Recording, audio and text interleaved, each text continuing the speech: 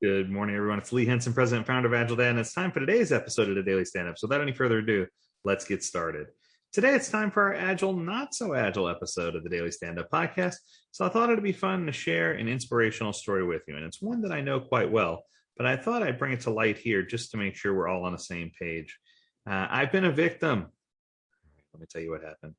So, I was driving on my way home from a very long ride where I went and picked up my family, and I was a victim of road rage. They had this person who was desperately trying to pass me in a construction zone, thinking that 85 was an appropriate number of miles per hour to travel through said construction zone. And he blew past me. And I thought to myself, wow, I didn't do anything to anger this guy. It just happened that I was in front of him. And I was trying hard to go the speed limit and live a legal way and do the things that I should have been doing to be a safe driver. But it made me recall a story, and it's a story about anger, and it's a parable, but I think it's a good one. I think it's a good analogy. So there once was a boy who became a teenager, and he had a very bad temper.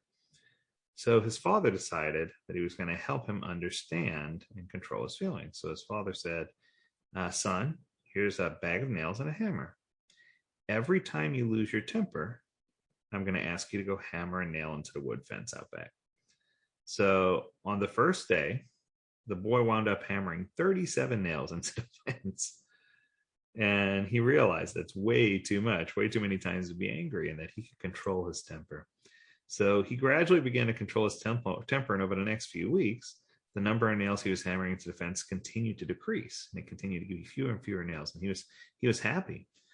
He was discovering it was easy to control his temper than it was easier for him to control his temper than it was for him to hammer other nails into the fence, right? So over time, finally the day came when the young man didn't lose his temper at all. He told his father the news, and the father suggested that the boy should celebrate by going and pulling out a nail every day he kept his temper under control. So days passed, and this young man was finally able to go inside and tell his father that finally all the nails were gone. The father took his son by the hand and said, let's go for a walk, and walked him outside to the fence. And here's what he had to say. He said, you've done well, my son, but look at the holes in the fence. The fence will never be the same. When you say things in anger, they leave a scar just like this one. You can put a knife in a man and draw it out. It won't matter how many times you say you're sorry, the hole will still be there.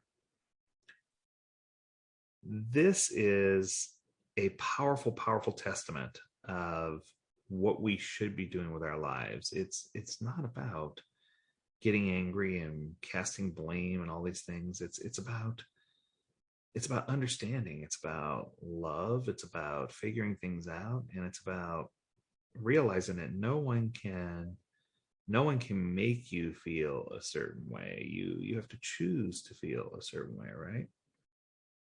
So good stuff, good story. Choose not to be angry. Choose to live your life in a way where you're happy.